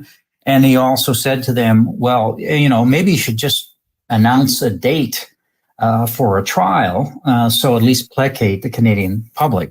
And yes, Dong acknowledged that he spoke to the consul general. So he's advising the China on how best to strong arm us About the two Michaels, but he said that he didn't recall making those specific comments. Correct. Something that came up a few times in the inquiry is questioning the accuracy of intelligence information. This is an important point here, of course. So Justin Trudeau said this in his testimony. So did National Defense Minister Bill Blair and Trudeau's Chief of Staff, Katie Telford. We have come across errors at times, and sometimes we can also bring information and shed light on it that might cause officials to look at something a little differently. Intelligence isn't necessarily factual evidence of what took place. If someone perceives that this has happened in certain... Okay. Bill Blair. Yeah, it's not. Intelligence is not evidence. That's why it's called intelligence. And evidence it rises to a higher threshold than intelligence does, because evidence is about something that happened, whereas intelligence is about what could happen. So it's never going to meet the same standard of evidence that police work would demand for the purpose of presenting in court. It's never going to be like that. Like, we're doing the best we can to anticipate what is happening. In other words, we're assessing threats. And that's what intelligence is for. It's for assessing the threats, right? So they give him a threat assessment. And what does he do? Like, these threats exist. What are we doing to mitigate them? Nothing, right? Covering this up. So what I am saying is that you have to take this intelligence, you have to take this information with a certain awareness that it still needs to be confirmed, or it might not be 100% accurate. Doesn't mean you can't take steps to mitigate the threat. What do you make of these comments, Bob, that this intelligence has caveats? Well, it always has caveats. Intelligence has caveats. I mean, even with the documents we saw, they will say that this has been corroborated by two sources, or this is a single source but very reliable, or that one of the four people that have spoken to CSIS is a first-time source. So, we're not sure 100% of the reliability of one of those sources. It's very surprising because, the Prime Minister was 100% assured by the CSIS reporting that India had played a role in the killing of a Canadian Sikh leader. But when there is intelligence that suggests that China is favoring a Liberal over Conservative MPs, in fact, determined to, in the 2021 election campaign, to defeat Conservative MPs. Well, that's not reliable information. He's got a double standard here. Bang on. He has a double standard because he's Beijing's man, and it works in their interests. If we polarize against these countries that could be acting as to counter our adversaries like Iran and China, we should be allying with these countries, and we're being polarized against our allies, and that again makes us all weaker and puts China in a better position to dominate us. But what is clear is that CSIS is like screaming at the top of a roof saying, this is serious stuff here. We even have a case where they've had a tape conversation of a then Consul General in Vancouver bragging after the 2020 election that China helped defeat Kenny Chiu, a Conservative MP who had taken a very hard and hawkish stance against China. And the Prime Minister was asked about that on Wednesday in his testimony, and he said, well, just because a diplomat says that doesn't mean it actually happened. The line is that they said was bragging is not doing, is what they kept saying. Just the fact that a foreign official was taking credit for having delivered a particular outcome in no way meant that anything that particular official did actually created the outcome. Plausible deniability is the first refuge of the scoundrel. And we're not expecting that, nobody thinks that is proof that they actually pulled it off, but it certainly does indicate what they were doing. So we should take steps to mitigate that threat. Here's Bruce again, and he says, video, Justin Trudeau claims the allegations he had sex with an underage student in Vancouver at the school he worked for are false. In fact, the article is still up, so Trudeau has not been able to get them to take it down. Why is that? Justin Trudeau at the foreign inquiry, inquiry on foreign interference. Yeah, that's kind of the question that I've been asking as well. So great job, Bruce. The thing is, and I mentioned that the allegation that he had sex with a 15-year-old girl originates with an article on the Buffalo Chronicle, never really got picked up by any other outlets. So it's kind of like, okay, is it reliable? Is that reliable information? Well, it's really hard to say. But the thing is, it is still up. So if something defamatory were posted on an online news site like that, you would think they would get sued for defamation, that the Prime Minister would go after them in court for defamation, and that they would be forced to take it down and pay a settlement perhaps. But you have to realize that if he does that, if it goes to court, then that means that they get discovery, right? So they've all got to present their evidence, and then it's all on the public record. And if he's guilty, well, then that's really bad now, is it? And if he is guilty, then that means that he is easily compromised in a blackmail scheme by the Chinese Communist Party, which is one of the tactics that they use. Chinese Communist Party uses blue, gold, yellow in their diplomacy. That's what they call it. So cyber, Skrilla, sex, and blue for hacking, gold for bribery, and yellow for honeypots, as in the spy who shagged me, Eric Swalwell. And they use these. Well, the spy who shagged me was about getting close to him in order to collect information. I don't think that Trudeau has a Chinese girlfriend, but he definitely kind of made his own honeypot definitely is a strong word, but if he did that, then he definitely kind of made his own honeypot and stepped in it. And if that information ever got out, that would be terribly damaging. And if a foreign power like China had proof of something like that, if they had this on him, then he would be easily compromised, right? Okay, so here he is being asked that question, which was so glorious, actually. So here we go. Okay, so the next topic then, Mr. Clerk, you can pull this up, CAN 003116, but Prime Minister, I think I can ask you this question without reference to a document. An incident that was reported by the RRM in the 29 election had to do with an article published in the Buffalo Chronicle, some misinformation, false information about you specifically. Is that something that came to your attention in the 2019 election? No, it did not. No, it did not. Okay. Sorry, the engagement of the site task force or the panel or anyone into that issue was not something I was aware of at the time. I was, of course, aware of the quite disgusting false conspiracies or allegations being shared by both the Buffalo Chronicle and a significant number of conservative politicians. Why didn't you sue them? Okay, so you were aware of the article, but not how, let's say, the apparatus was dealing with it. I may have been aware of the article. I was certainly aware of the allegations and the accusations that were heinous and untrue in that. Okay. I think that's probably what we'll cover for. Okay. So, yeah, that is kind of the burning question, I think. I'm so, it's so great to see him have to answer that question, actually, because, yeah, here's the Buffalo Chronicle. And this is not the original article. They actually posted another article later on, an update here. It says, Trudeau's West Grey accuser was much younger than first thought. And I think I reported on this at the time. But I'll just read a little bit from it here. It says, Prime Minister Justin Trudeau's underage accuser was much younger at the time of their relationship than was first thought, her father tells the Chronicle. Some in the public discourse pegged the accuser at 17 years old. That is inaccurate. Quote, she was much, much younger than that, close quote, the wealthy Canadian businessman told the Chronicle yesterday.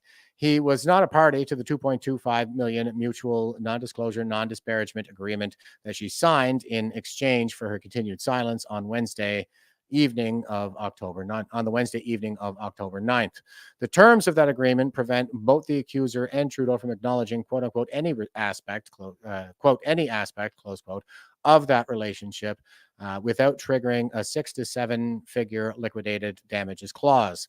That penalty starts at $500,000 and scales up depending on the magnitude of the breach. The accuser's father shared with the Chronicle a password-protected digital copy of that agreement, giving us limited access to it for several hours on the condition that we would make no copies and not distribute. Doing so could have jeopardized the terms of the agreement, which imposes damages on either party in the event they acknowledge or discuss the relationship publicly. Okay, I think that's good for that article. I just want to point to that. It's Buffalo Chronicle, and it's still up. So, yeah, how is it able to stay up when the most powerful guy in Canada says that it's defamatory? Like, they haven't been sued for defamation, and they're saying, like, the documentation is there. So that's the thing. If he sues, that means it all goes on the public record. This documentation's got to come out for the purpose of the lawsuit, right? You know, I can't say obviously one way or another if this is true, but it could be. It sure could be. I'm leaning toward, yeah, it probably is true. Okay, and this was glorious. I know I put you guys through a lot this episode. That was a massive amount of Trudeau for anyone, especially me. But this happened in the Senate here this week. This is from April 12th, and Canada Proud is, this is another one that I watched. I think I watched it real time, but I watched the whole thing previously. It's a 15-minute clip. I'm just going to play a couple of minutes just to whet your appetite, and you can go to YouTube and check this out, or Twitter or whatever. Canada Proud says, bravo to the senator. We are just surprised it only took 15 minutes. So it took 15 minutes. Senator Donald Platt takes 15 minutes to list every single Trudeau Liberal scandal since 2015. This is basically a resource right now. So I'll just give you a couple of minutes, kind of whet your appetite. It's pretty satisfying. Now let's look for a few minutes at the Liberal Hall of Shame for 2015 to 2021. Liberal MP William Amos was caught twice on House Zoom proceedings in indecent possessions.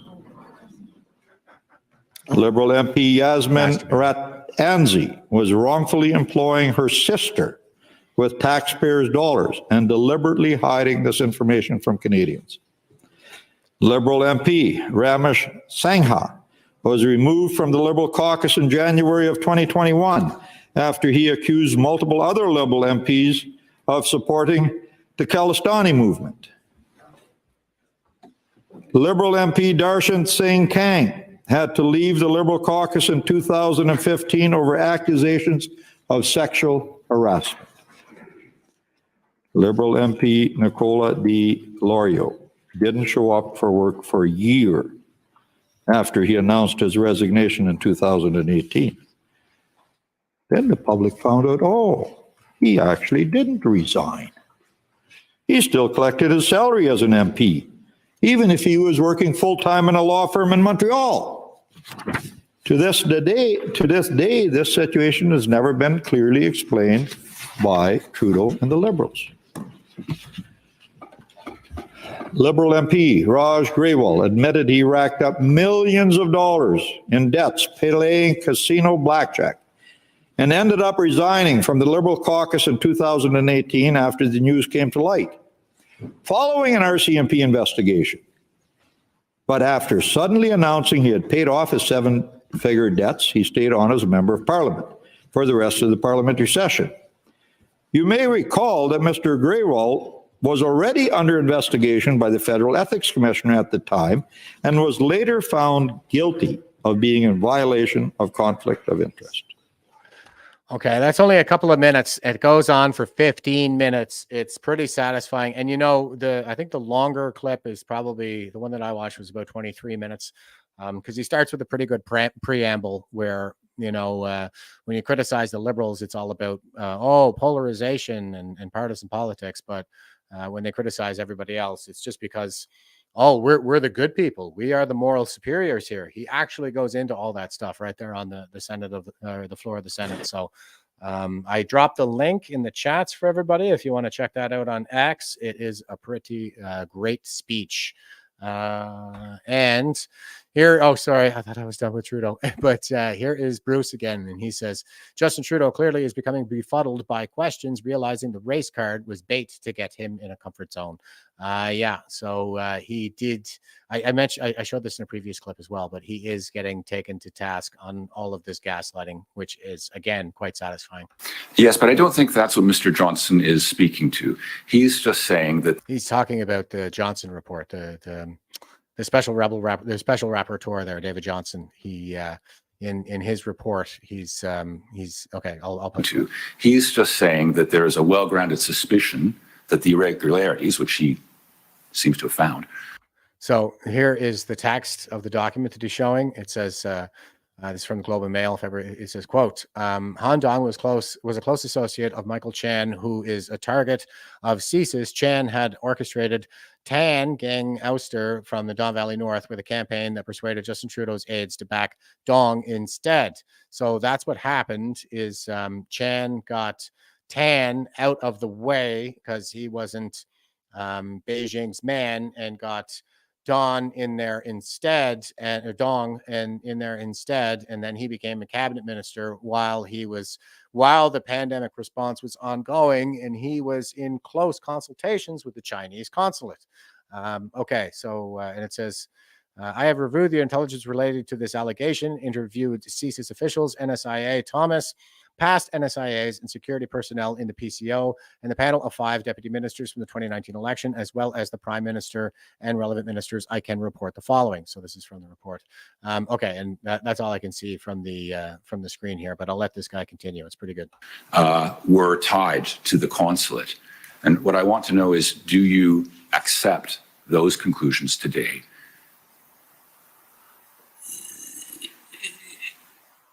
Yeah, sorry, if you're not asking me about how I accept that there is a suspicion. Do you accept the conclusions of the special rapporteur that you appointed? That PRC officials in Canada were engaged in some way with that nomination. I can't speak to irregularities. Perhaps you know what. The report is speaking specifically to the irregularities. Irregularities specifically, Mr. Johnson was talking about? Yes. It says it right in the report. It was that, like I said, they got Tan out of the way, put Dong in there so he could be Beijing's man on the inside. And I'll finish off with a little bit of, the brighter side here. Here is KIA Law, and they say today at Highway 1 and Highway 22 overpass Alberta. Lots of honking support for passing motorists. Trudeau would call these people the overall folks. I call them the middle class backbone people of Canada who are impacted the most by a bogus carbon tax and who protest for all. So the carbon tax protests are ongoing. This is absolutely fabulous that it's still going strong. In spite of all of the nonsense coming out of the police forces, especially the RCMP. So these people are still out there at the Alberta border, which is pretty great. Tons of flags everywhere. And here is Sam Fields, a Nova Scotia boy. He's out there waving his Nova Scotia flag out on my end of the country. This is up at the Nova Scotia-New Brunswick border. I was going to get up there, Sam, if you're watching. I was going to try to get up there this weekend. I was really hoping to make my way out, but unfortunately, I have a family thing that I got to take care of, I'm afraid. But you guys, you're doing us all proud, so we really appreciate it. You know what? It's having an impact because here's the pleb, and he says, just in, Jagmeet Singh stabs Justin Trudeau in the back and announces he will no longer support the carbon tax. Woohoo, everybody. And here is Jagmeet himself, courtesy of Canada Proud. Yeah. Do you want to get rid of the consumer carbon price? Well, what we want to do is we want to lay out our vision, a new Democrat vision for how we tackle the climate crisis. And the thing that we are noticing is that we need big polluters to pay their fair share. We want to stop big polluters, and we want to make sure there's a cost to that pollution so that we've got to stop them. We need government to take real action. It can't just be that our only approach to fighting the climate crisis is using free market solutions. That is not sufficient to meet the seriousness of what we're up against. And why not? And we also don't want this to turn into a question for everyday people that, am I worried about affordability or am I worried about the climate crisis? I don't want that to be the choice that workers and people are having to struggle with. I don't want the burden to fall on working people. So we want to lay out our plan, which addresses Then why did you support the carbon tax? the real solutions and using government power to tackle big polluters, and that unites working people together. So for the consumer price specifically, though, do you want to get rid of it? Do you want to pause it? Do you want to stop the hikes? Like, what are you proposing here? For our full plan, we're going to release that plan and we're going to present that to Canadians. So we don't have our full plan laid out, but we have some elements, the principles of our plan. And the principles I want to lay out today were that I find it problematic that the Liberals have set up a divisive system where they're dividing the country.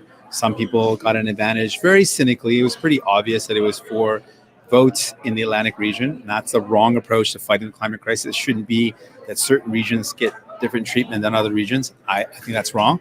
I also think that Pierre Poilievre has spent a lot of time making very clear that Pierre Poilievre's approach to have no climate plan, and really his plan is to let big look at the heads bobble. Big polluters dump toxic waste into our rivers without any regulation. That's what's going to happen. That's not what the carbon tax is for. Pollute our air, pollute the land. I think that is absolutely wrong. So We have all kinds of regulations for that stuff. Shut up. I want to carve out a different path, a new Democrat path, one that acknowledges working people and acknowledges the need for fighting the climate crisis, and that it is going to be working people that bear the brunt of it. So we're starting to chart that course. Well, I mean, obviously he's a scumbag and I can't stand him, but this is good. Like Jagmeet Singh is buckling on this. He's folding. So great job, everybody. But keep that pressure up. We got it. It's not the end. This is it just goes to show you the pressure works. Here is Rowan, the stallion. He says, tone deaf and dismissive Justin Trudeau brushes aside concern. His coalition is at risk with Jagmeet Singh and the NDP appearing to back away from supporting the carbon tax. Quote, this is the time to do more to fight climate, not less. Whatever, dude. So I'll play a little bit from this clip. Trudeau warning. And the NDP is expressing reservations about the carbon tax. What does it signal that you have lost many premiers and now you may be losing the NDP's support for Look at all these people standing behind him with the hard hats on. Don't they look thrilled to be there? your plan as well? I feel for the NDP and for Jagmeet. This is a hard moment. There are political headwinds. There's a lot of political pressure. I'm certainly feeling it. Everyone should be feeling it.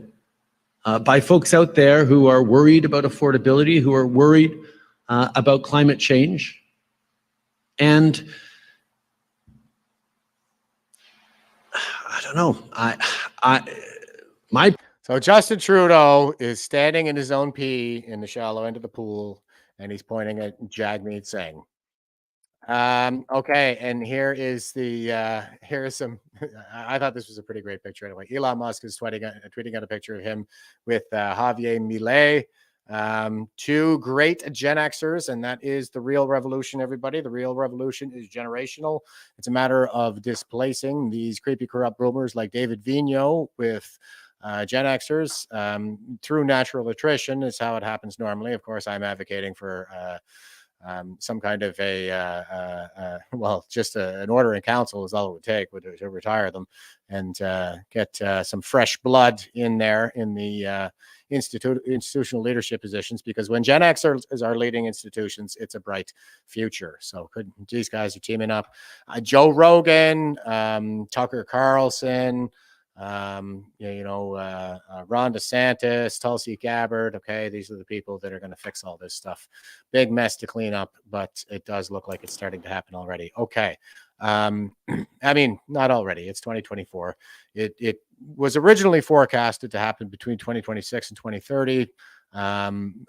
Neil Howe, the demographer who forecasted that major crises would threaten our civilization in the year 2020, plus or minus 2 years back in 1991. Now says it might take until the early 2030s to really clean it all up because there is so much wealth entrenched in the boomer generation. And here is Dr. John Campbell from the UK. And I had this queued up to a spot, but it looks like it lost it on me again. And he is talking about this report that came out in the UK. And it looks like people in the pharmaceutical industry, like certain regulators, are actually starting to call out Pfizer. So I think this is right about where we want to start, but it's a 1345 clip. You can check it out on Dr. John Campbell's channel on YouTube. I don't know how he's still up, but here we go. So that one gets a tick as well. Okay. Breach of clause said. So that one gets a tick as well. Okay, bear with me. It dropped my spot on me. Bring this back a little bit. Some aspects of UK mainstream media. But let's get straight into the detail so we don't misquote anyone. Pfizer bringing discredit on the pharmaceutical industry is the headline.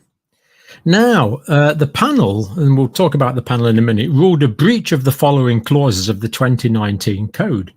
So Pfizer apparently has breached these codes. I mean, who would have thought it? Breach of clause 2, bringing discredit upon and reduce confidence in the pharmaceutical industry. So these are clauses. The panel ruled a breach of the following clauses of the 2019 code. So they broke the law. They're showing you the clauses specifically in the UK. So this is progress. Breach of clause 3.1, promoting an unlicensed medicine. Well, imagine that, promoting an unlicensed medicine. This is Pfizer we're talking about. You would have thought they would be squeaky clean, wouldn't you? But there you go. That's what this report has said. So that one gets a tick as well. Breach of clause 7.2, making a misleading claim. Well, dearie me. Making a misleading claim. Yep, they found they'd made a misleading claim. Making claims that did not reflect the available evidence regarding possible adverse reactions. Well, I mean, it seems that adverse reactions could have been downplayed according to this report. Well, whatever next. Breach of clause 9.1, failing to maintain high standards. There we go. Right, let's look at it. Pfizer accused of bringing discredit on the pharmaceutical industry after COVID-19 vaccination posts is the headline. He's making reference to a Telegraph article, mainstream news. Now, senior executives used social media to promote an unlicensed COVID vaccine, according to this article. Pfizer found to have breached the regulatory code 5 times. Not 4, not 3, 5 times. Now, this is from the Prescription Medicines Code of Practice Authority. Bit of a mouthful, but there you go. It's good to know that we have these watchdogs still active in the UK. And it really is good that we do still have some vestiges of decency and accountability in the United Kingdom. Prescriptions Medicines Code of Practice Authority, PMCPA. Can't say I've been over familiar with it in the past, but good to know that they've made a ruling on this particular point. Now, this relates to a complaint about a message posted on Twitter back in November 2020 by senior Pfizer employees. Now, the complaint said this. Banks was just saying on YouTube, Dr. Campbell is more than made up for his earlier jab enthusiasm. That seems to be the default boomer position. They're very pro-institution and have an idealistic outlook. This is coming from Strauss-Howe generational theory, not me. So I can see that. But yeah, I mean, he has more than made up for that. This is one of the good boomers, and we're happy to have him on the right side of history here. The complainant alleged that it turned out that such misbehavior was even more widespread than they had thought. Wow, even more widespread than they thought, extending right up to the top of their UK operation, and was apparently continuing to this very day. Well, we couldn't possibly comment on that, of course, but we can say what the panel ruling said.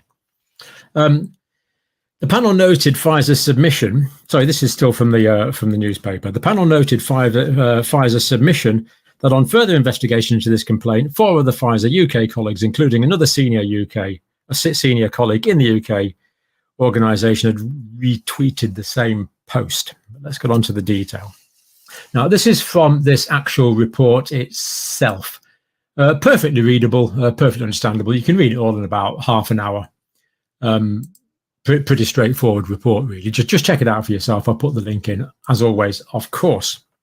So there you go. You got this panel ruling in the UK that Pfizer has been misleading us with respect to the efficacy and safety of the vaccine, and it's making mainstream news in the UK, guys. So the tide is turning, and it's turning in our favor. I know, we're probably going to suffer a few more setbacks along the road, but that's just life, right? So, but I do think the tide is turning, and we're starting to see lots of signs of hope out there.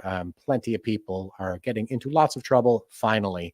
But that is the thing is, as I've said before, like the legal process, the wheels of justice turn very slowly, and democracy, I think the same. There's room for improvement there, 1,000%. But democracy was put in place by our ancestors to act as a bulwark, not only to tyranny, but to revolution as well, as in a bloody revolution. So democracy is our peaceful means of revolt. It takes a hell of a lot longer, but it's a hell of a lot less blood. So everybody just kind of be patient, and let's make sure we highlight those successes where we can. Okay, that brings us all the way to the Veterans for Freedom website. Please subscribe to our newsletter here. Join Veterans for Freedom if you're a veteran by clicking join here, and support Veterans for Freedom by clicking support here. You can donate to us directly to help with our operational costs, like my StreamYard account and the website, and or donate to our support fund to help Canadians who are suffering under this tyranny. Use any one of these buttons here to sign up for a monthly subscription with your credit card. If you don't want to use your credit card, please send your donation to fund@veteransforfreedom.ca. That's fund@veterans4 freedom.ca, preferably with your auto deposit enabled. But if you're not able to do that, please use the password Fund for Freedom. That's fund, all caps fund, number 4, all caps freedom. And we'll make sure that that gets off to a worthy cause. Last month's recipient was Kerry Sakamoto, who everybody I'm sure is aware suffered a terrible vaccine injury and now has Bell's palsy-like symptoms indefinitely. So anyway, she was quite happy to get our support and put out a nice video to that effect as well. So, all right, that brings us all the way back around to our quote: Mitt Romney, leadership is about taking responsibility, not making excuses. And what do we get from Justin Trudeau? Plausible deniability, excuses. Just because somebody bragged about rigging our elections doesn't mean that they actually rigged the elections. Well, maybe you want to look into it. Maybe you want to take steps to mitigate that risk, threat, so on and so forth, and take some goddamn responsibility, right? But I think accountability is coming, guys. Like, these inquiries are just stacking up. It's like nonstop inquiries at this point.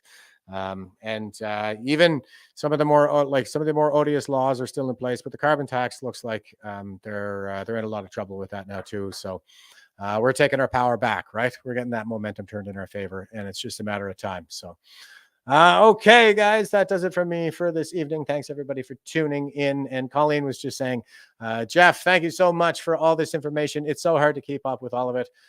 Oh, don't I know it? It's overwhelming, and like I'm always saying, I just try to pick out the important stuff. Filter the noise and focus on the signal. The target here is the Chinese Communist Party, and that is, and the fourth turning, of course, is the root causes of this crisis. So that's what I try to set everything up to do when I'm explaining, I guess, what's going on. Let's see. Debbie McKenzie says, great information. Thank you. My pleasure. And Marion says, thank you, Jeff, and everyone. Have a great weekend. Banks has given us a wave. Dale says, thanks, Jeff. Night troops. Thomas says, TC, have a great weekend. Oh, shoot. I'm brain farting on what TC means. And Evelyn says, oh, yes, it means take care. Take care, all. Thanks, everybody. And over on Rumble, Rebel Penny says, thank you, Magnanimous Jeff. My pleasure. And Adam says, yes, thank you. And Dwayne says, good show, Jeff, minus JT. Yeah, I'm sorry, guys. But short-term pain for long-term gain. We got to be vigilant and make sure that we're properly informing ourselves of all the relevant facts. And unfortunately, Justin Trudeau is still relevant for now.